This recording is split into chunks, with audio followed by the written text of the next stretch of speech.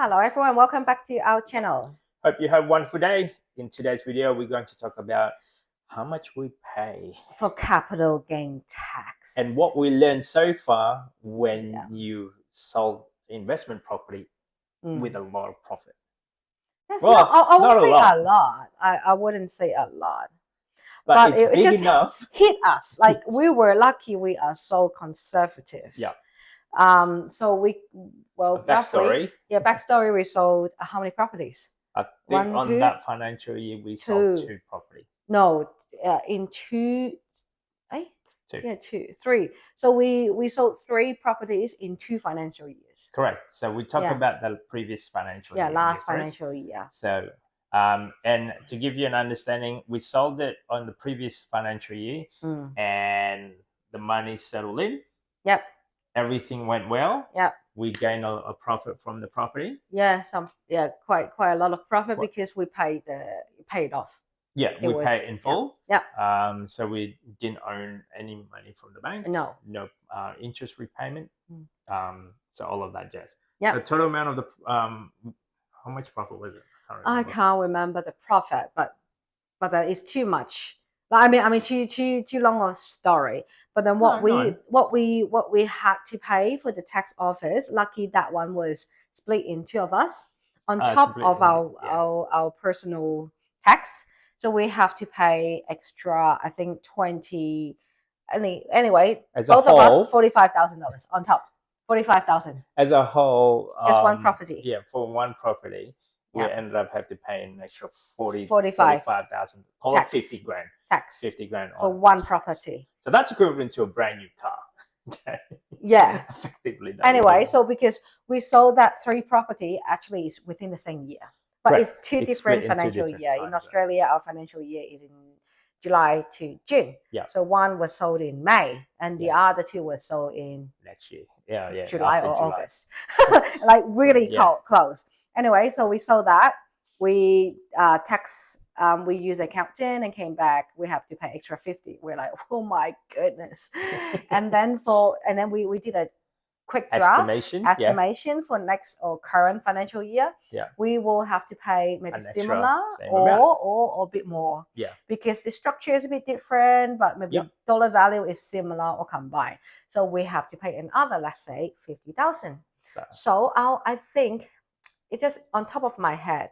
I think the profit that we earn for all 3, about $300,000. Something like that. See? So we have to pay $100,000 tax. A third of that.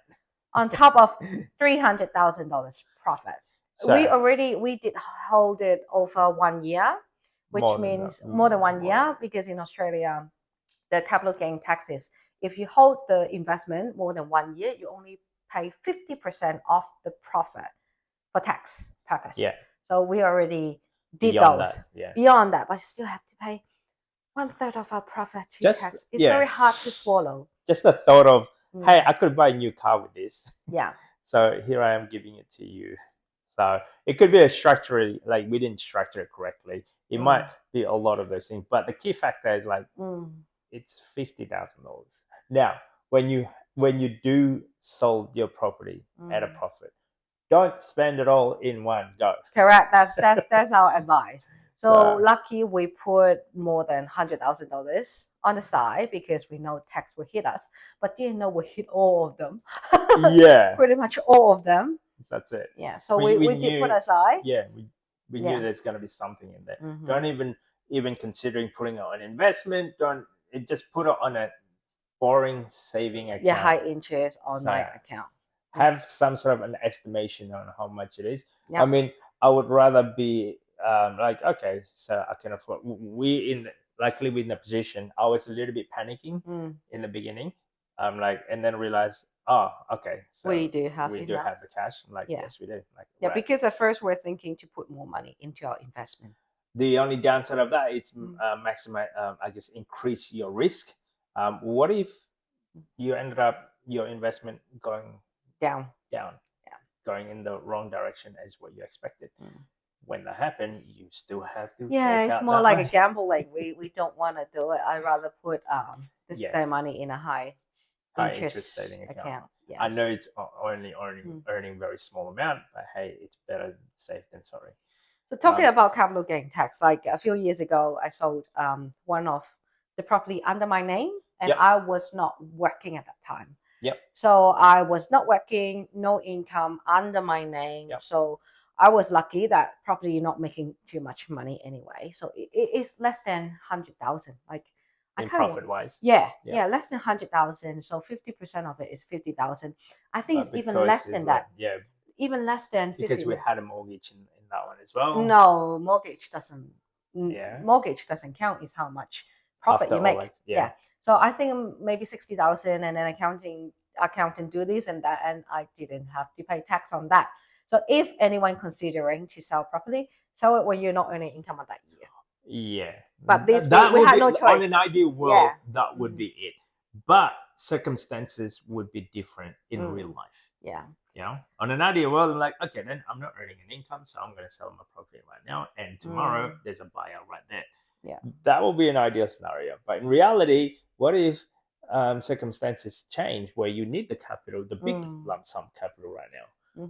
You know, what if the both of you guys not working at the same time? Yeah, you can never plan it well. You'll never plan it well. But what I know is this: budget in a sense of your emergency fund should cover all of this taxes.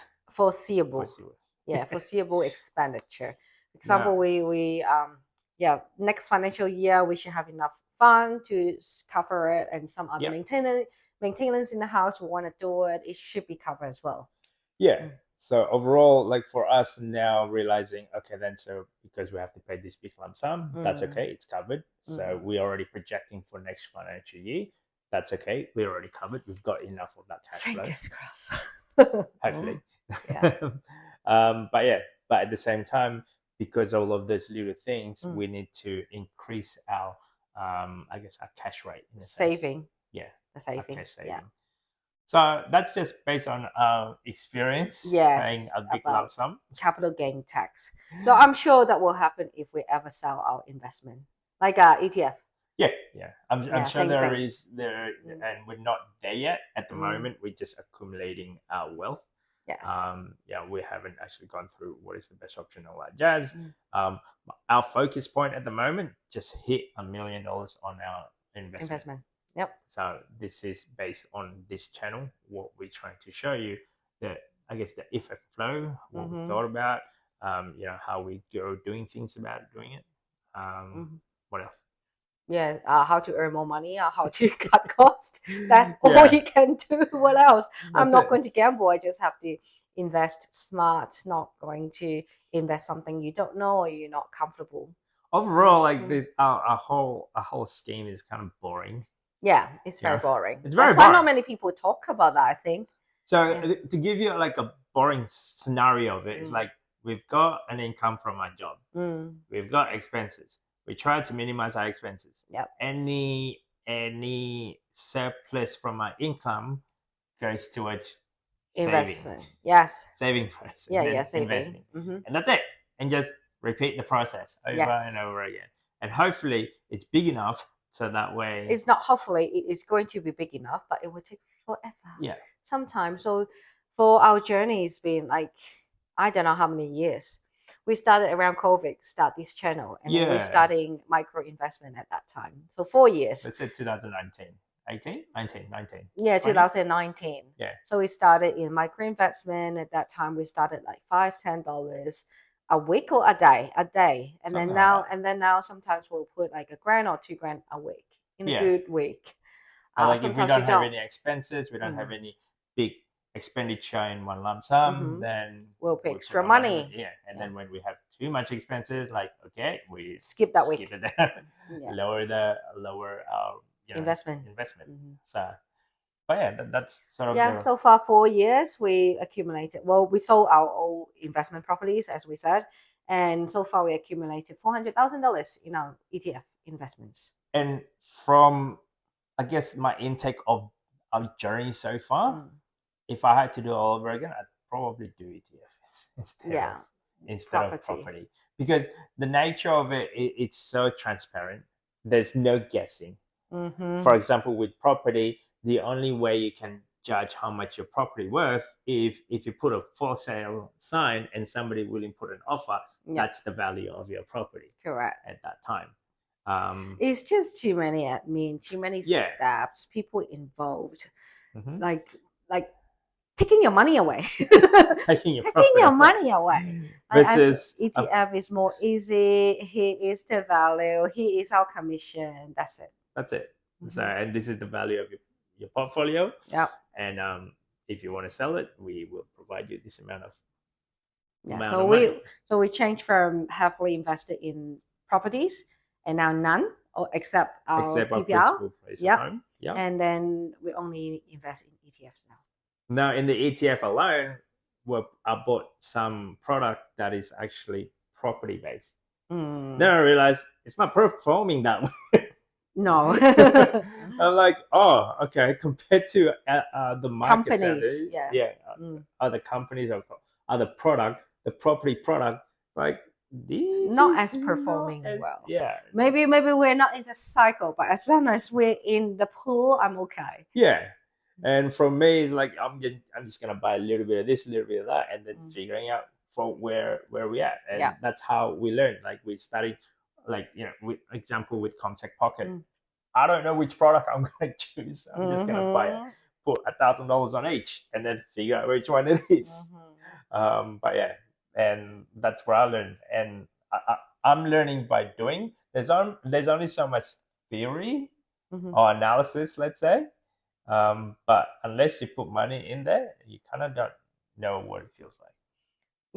Yeah. So anyway, that's just our 2 cents based on capital gain.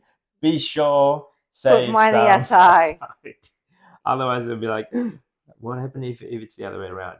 Let's say if we spend it all on vacation and don't have any cash, what would you do? I don't know. We'll probably have to sell our car. Yeah, sell everything. Or go on a payment plan, which I don't want to do. Maybe not. No, it's not in our strategy. Yeah. Anyway, if you like this type of content, guys, don't forget to subscribe, comment. See you next time. Bye. Bye.